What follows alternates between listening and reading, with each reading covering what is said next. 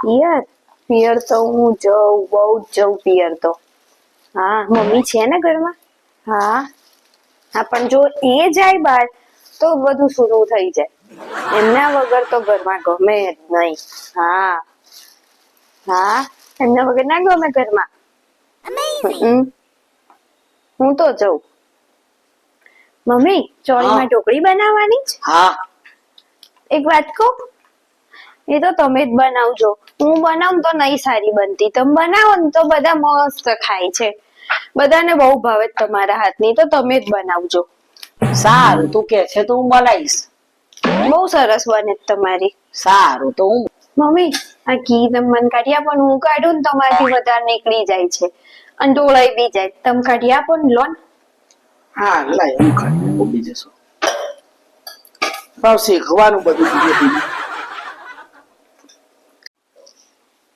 Mummy, બેનનો phone આવ્યો તો, બેન આવે છે રહેવા.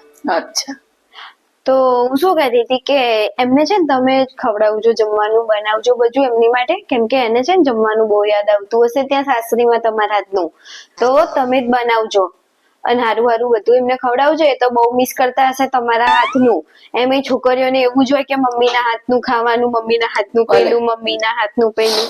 હા ને, એટલે તમે જ બનાવીને ખવડાવજો. હા, સારું સારું.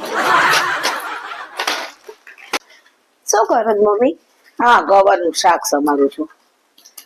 તો હમણાં તો ચોળી સમારી, એની ઢોકળી બનાવીશું. તો હવે ગવારનું શું કરીશું આપણે? ગવાર બટાકાનું શાક બનાવી દઈશું. બટાકા ઉમેરીશું? હો, બટાકા ઉમેરી શાક બનાવી દઈશું. પણ એ તો મારું નહીં સારું થયું, તમારું બહુ સરસ થાય છે. તમે બનાવી દેશો?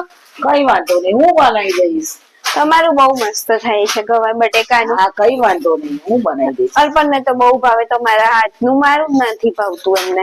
કઈ વાંધો નહીં, હું શાક બનાવી દઈશ બસ. હા, તો તમે બનાવી દેજો. હા, બટાકો નાખીને બનાવી દઈશ.